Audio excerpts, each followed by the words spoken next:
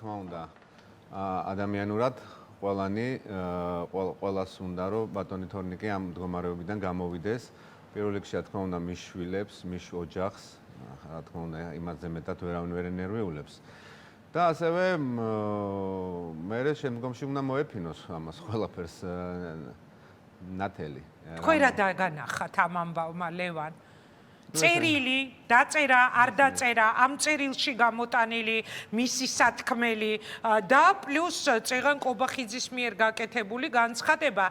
კაცი თვითმკვლობის წინა წერილში, რომელსაც თვითონვე ავრცელებენ საკუთარ მედიას, ამბობს, რომ კორუფციას და ბარიგების მფარველობას მაბრალებენ და ჩემი გარემოც არაფერ შუაშიაო და დღეს კობახიძე გამოდის და ტევ პირველის და ფორმულას ბრალეულობაზე დაიწყო ლაპარაკი და ეს იყო ისეთი აღმაშფოთებელი, აი წარმოუდგენელი იყო ამ ყველაფრის მოსმენა, ხო? ნუ აი ხომ ჭალებში პრემიერ-მინისტრი პროფესიონალური ცილის მწამებელია, ეხა მის პროფესია არის ბიძინა ივანიშვილთან ადამიანის ჩაშვება ეს ეხა თქვენთვის არის უცხო, თორე ჩვენ ვიცით ეს ამბავი პირველი ენის მიმტანი რა იცით, არ ვიცი, მომიყევით, მაინტერესებს ყველა ამბავი, რაც იქ ხდება სიღრმეში. ხა საიდან დავიწყოთ იქიდან არა, აი ეხლა თქვით რომ არა, ნუ ამ ადამიანს ახასიათებს ეხა უმრავლესობის წევრები რომ ვიყავით, მეები დარბოდა სიებით და თხოვდა ამ ადამიანს ეს ხალხი უმრავლესობიდან გაყარე ხელს მიშლისო. იყო ეს ფაქტები და ეს ახასიათებს კობახიძეს დღესაც თქვა ეს ცილისწამება ეხლა ტელევიზიის მიმართ ზუსტად ვიცოდი რომ ამას იტყოდა. აი უბრალოდ ველოდებოდი, როდის გამოჩნდებოდა ეს ადამიანი, რომ აი ამ ადამიანს ეხლა რასაც აბრალებენ და თქვა ჭყალებში წერილში ჩაწერა. ეს ვიღაცისთვის უნდა დაბრალებულიყო. ეხლა თქვენ როგორ წარმოგიდგენიათ რასაც ქართული ოცნების პროპაგანდა და რასაც ეს სიბინძური აკეთებს, მაშინ ახეველი საქართველოს უნდა დავიწყიტოთ საკუთარი თავები, ხო? რასაც ისინი კადრულობენ ყოველდღიურად მათი ტელევიზიებით და მათი ტროლებით და ბოტებით. ნუ არ უნდა დავრჩეთ საერთოდ, უნდა გავქრეთ დედამიწის ზურგიდან ეს ნაწილი მოსახლეობის, ვინც ბიძინა ივანიშვილის რაღაცა დღისწესრის არ ექვემდებარება და ეწინააღმდეგება. ეს ამბავი რაც ხდება, რაც არის ახლა დღეს ჩვენ ამასთან დაკავშირებით, ჩვენ გქონდა პოზიცია. ეს არის მოპარული ფულის, კორუფციული ფულის, განსაკუთრებით იმ ფულის, რაც 2021 წლიდან, ახლა რატო ამასაც ავხსნი, იმიტომ რომ როდესაც ივანიშვილს უდგება ხოლმე კრიზისები, პოლიტიკური კრიზისები გუნდში, ნუ ერთ-ერთი კრიზისი გახსოვთ თქვენ ეს იყო ჩვენი წამოსვლა 2019 წელს, ხო, რომ დატოვა გარკვეულმა ჯგუფმა უმრავლესობის, მაშინ ამოიყვანეს და გააცოცხლეს ღარიბაშვილი. მერე გახარია გადადგა და ეს ხალხი არ გაყოლო და მიცა ყველანაირი კარბლანში და ამ ადამიანებმა ამ ბოლო 4 წლის განმავლობაში ძალიან დიდი ფული იშოვეს პირდაპირ მნიშვნელობით, აი ზღაპრულად გამდიდრდნენ. ეხლა არის ალბათ ამ ფულის უკან მოტანის. ასევე ალბათ ვიღაცებს აინტერესებს ეს ხალხი ხო თქვენ ხო ხვდებით, რომ ყველანი რაღაცა ზოგს კითხავენ, ზოგს პროკურატურაში ვინ რას წერს, როგორ წერს, ვის საწინააღმდეგოდ, ჩვენ ხო არ ვიცით ეს ამბები. თუმცა გვეუბნებია, რომ არანაირი საქმე არ არის აღძრული არც რიჟვაძის მიმართ, არც მამამისის მიმართ, მაგრამ აქ კიდევ უფრო დიდი უბედურება იკვეთება, მაშინ ესე იგი მიდის მისი დამუშავება და იატაკქვეშ, ხო? პროცედურებში, თქვა სისხლის სამართლის საპროცედურო მიმართულებში არაუცილებელი ადამიანზე აღიძრას სისხლის სამართლის საქმე. შეიძლება რაღაცა კონკრეტულ ფაქტზე აღიძრას ვიღაცა საფუძველზე, ვიღაცის შეტანილი განცხადების საფუძველზე და იმ ფაქტის ირგვლივ დაიწყოს მოკვლევა და ამ ფაქტის ირგვლივ ადამიანები გამოიკითხონ, არავე აუცილებელი ახლა მანდ ამაინც ვინმე იყოს ბრალდებული, ხო, კონკრეტულ საქმეზე, როგორც მოწმე ან რაღაცა ესეთი რაც არის შესაბამისი პროცედურები, ამიტომ რა თხოვენ ამ კაცს, რა ინფორმაციას ფლობთ თქვენ, ლევან?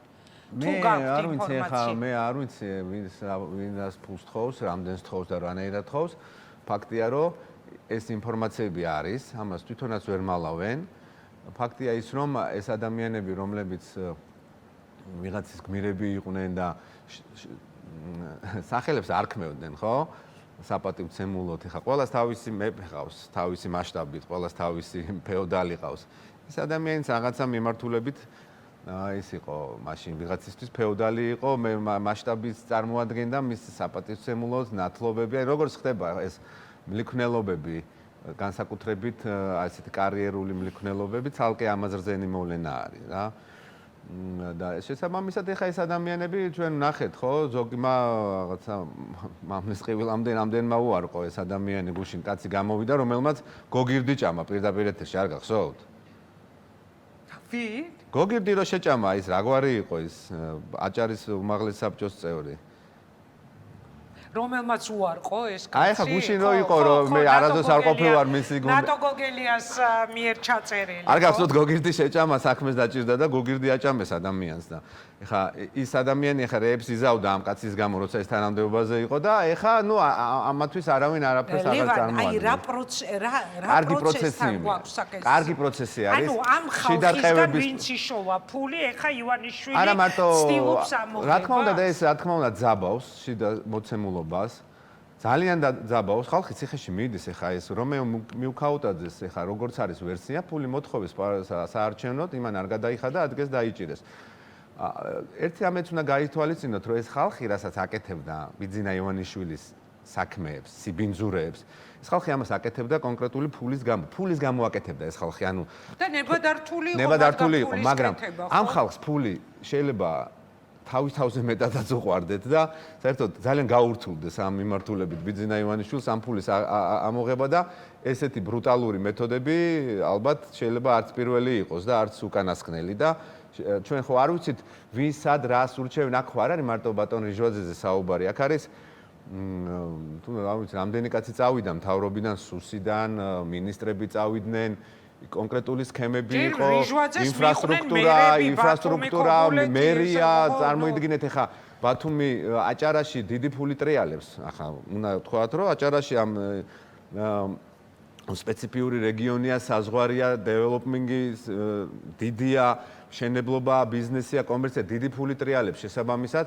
ბათუმის მერიც მათი იყო რიჟვაძეც ასე შემდეგ და ასე შემდეგ ანუ დიდ ფულზე არის ლაპარაკი ამას საუბრობდით 25 ოჯახი აქ მარტო რიჟვაძე ხო არ არის და თქვათ პირობითად ღარიბაშვილი იქ დაკავშირებული ბიზნესმენები არიან ყველასთან გადაჯაჭვულია ვიღაცის ნათლულია ვიღაცის მეჯვარია კიდევ ამოვ ერთხელ როგორ ახასიათებს ანუ წარმოიდგინეთ ადამიანები ნათლიები მეჯვარები ხდებიან რომლებიც აი ბოლო 6 თვე გაიცნობენ ერთმანეს და უნდათ რომ ეს მთელი მომავალი ცხოვრება ერთმანეს დაუკავშირონ. და იმ წერილშიც ამაზეა ხო საუბარი. ხო და ანუ წარმოიდგინეთ ეხლა არანაირი ურთიერთობა არ ქონდათ საერთოდ ესეც კი ცალკე ამაზრზენი არის ეს მოვლენები ხო ეს ვითომ დანათესავება და იქით და აქეთ მაგრამ საბოლოო ჯამში საქმეზე რომ მიდგება მე ერთმანეთთან ლევან ვისი კაცი იყო რიჟვაძე?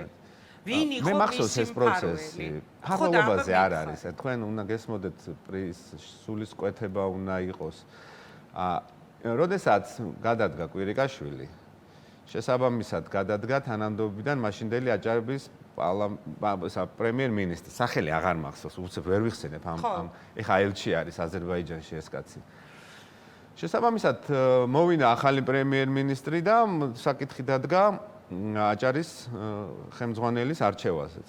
იქ რამოდენიმე კანდიდატები განიხილებოდა ბიძინა ივანიშვილთან. ბიძინა ივანიშვილი ამ თემებთან დაკავშირებით უმრავლესობის წევრებთან კონსულტაციებს ატარებდა, ანუ ფორმალური კონსულტაციები იყო. იქ არ იყო მარტო ერთადერთი კანდიდატურა, თქვათ ეს ადამიანი, სხვა კანდიდატურებიც იყო. მაგრამ ბიძინა ივანიშვილს რაც ახასიათებს, ეხა ამის მიმართ უმრავლესობაში დიდი წინააღმდეგობა იყო. ამ ადამიანის მიმართ, იმიტომ რომ ესენი იყვნენ ნაცები, პირდაპირ მნიშვნელობით, მამამისი იყო წინა რეჟიმის ზონდერი, მამამისი იყო ცრუმოწმე, მაგალითად, ისა ანანის, ცოტნე ანანის. ხო იცნობ თქვენ ცოტნეს? აჭარის უმაღლეს საბჭოს წევრი. მამამისი იყო ცრუმოწმე. დღეს ერთ გუნდში იყვნენ, ესე გამოდის. ყოველ შემთხვევაში გუნდში. ისტორიას მოვყვები და ხა დანარჩენი საზოგადოებაშია და ეხა რაღაცეების რომ აუ ეხა აღმოაჩინეს რიჟვაძე და მისი ოჯახი, ეს იყო გეონებით, იყო ზონდერი მამამისი, ნაციონალური მოძრაობის ზონდერი.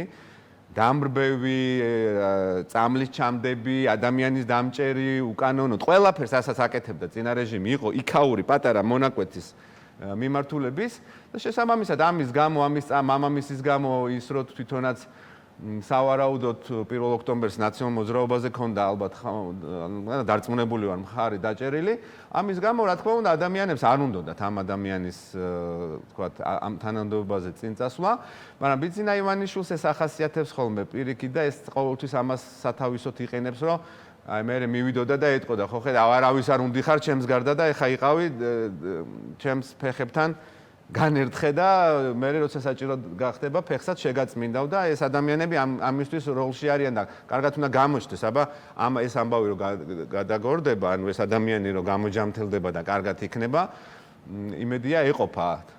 კარგი, ჯერათ, გამიშნელობა აქვს, ეხა მჯერათ თუ მაშინ სხვა რაღაცას არა, სხვა რაღაცას საუბრობენ სხვა ინფორმაციები დადის ამ ქვეყანაში. ნუ რაც დადის, ეხა საერთოდ იმასაც ამბობენ, რომ ეს ადამიანი მანამდე ნაცემიც იყო. და თქვათ რაღაცა ძალადობის ნიშნებიც ეთყობოდა. ბევრი ინფორმაცია არის ამასთან დაკავშირებით, ამიტომ ეხა ჩვენ რო არ შევიდეთ სპეკულაციებში, ჯობია ეს ადამიანი გამომჯამთელდეს და შემდგომში რა თქმა უნდა გამოძიებაზე არ ვსაუბრობ, მაგრამ ეს ხო იცით საქართველოს ტაშტი გატყდა ხმაგავარდას ამბავი არის ამიტომ. რაც ვრცელდება ხმა, მე აღმოჩნდება ხოლმე რომ ყველაფერი მართალია. ხო, ამიტომ ეხლა ჩვენ სპეკულაციებში არ შევიდეთ, მაგრამ თქვენ ხო ამბობდით ეს ადამიანი როგორ გამოჩნდა. ამის შემდგომ ეხლა ამას თავის საკონსტიტუციო პროცედურები აქვს და თავის პროცედურები აქვს. იყო მაშინ და ეს უნდა წარედგინა საქართველოს პრეზიდენტი წარადგენს ხოლმე, ხო, პროცედურის მიხედვით. იყო კომუნიკაციები მარგველაშვილთან და რაღაცა ჯგუფი ადამიანების თხოვდა ეს ადამიანი რომ არ წარედგინა. ანუ არ დაეჭირა ოფიციალური ოფიციალური მიმართვაზე, თავის დროზე ესეთი რამ მოხდა, როდესაც თქვა არმაზ ახვლედიანი არ დანიშნეს და მე არჩილ ხაბაძის კანდიდატურას დათანხმდა, ხო? მარგველაშვილამდე ვინც იყო ის პრეზიდენტი. მაგრამ ნუ მოაწერა მარგველაშვილმა ხელი ამის დანიშნვას, მიუხედავად იმისა, რომ იყო რაღაცა კომუნიკაცია, მე როგორც ვიცი ადამიანების მხრიდან, რომ ეს პროცესი არ უცებ სწრაფად არ მიიღო გადაწყვეტილება, საერთოდ არ დაეჭირა ამისთვის ხარი და სხვა კანდიდატურა, ვისაც თქვა რაღაც უფრო მეტი კონსენსუსი იქნებოდა და თქვა არ დათანხმებოდა იმ მომენტში, იმიტომ რომ ეს უკვე ბიძინა ივანიშვილის სურვილი იყო. რომ არ დათანხმებოდა ამ ხელის მოწერას და იქ რაღაცა ბერკეტი გაჩენოდა სხვა ხალხს, რომ რაღაცა პროცესის შეწინააღმდეგების პროცესი გახანგრძლივებულიყო ივანიშვილის სურვილებთან. მაგრამ ნუ მოაწერა ეხა მარგველაშვილმა ამ ამბავს უცებ ხელი და შესაბამისად მე უკვე უმაღლეს საბჭოზე ამ კანდიდატურისთვის მხარის დაჭერა აღარ იყო რთული ამბავი. და ერთსაც დაგისვამთ ერთ კითხვას. მაგრამ ალბათ კალაძემ წარადგინა. კალაძის კადრად ითვლებოდა. ანუ ალბათ კალაძის შეთავაზება იყო ივანიშვილთან ეს ადამიანი. რა პროცესი დაიწყო? გამორიცხეთ ღარიბაშვილი, ხა ყველაფერს ამ კაცს აბრალებენ. ღარიბაშვილი 2018 წელს ზაფხულში საერთოდ თამაშგარე მდგომარეობაში იყო და არანაირი მონაწილეობა მას პარტიულ ცხოვრებაში არ ქონია. თუმცა ღარიბაშვილი იყო გუშინ ერთადერთი. არა, ეგ მე როგორ გადავაგდა პარტიის ძველი გავლენიანი ფიგურა. როგორ გადავაგდა, მე რა მოხდა ბოლო წლებში არ ვიცი.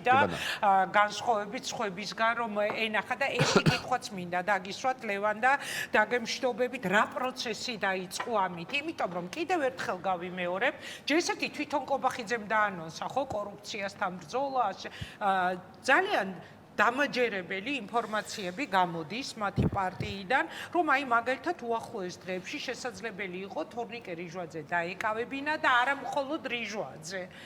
და მერე მოხდა ის, რაც მოხდა გუშინ, რამაც ყველა შოკში ჩააგდო. რა პროცესი დაიწყო ოცნებაში?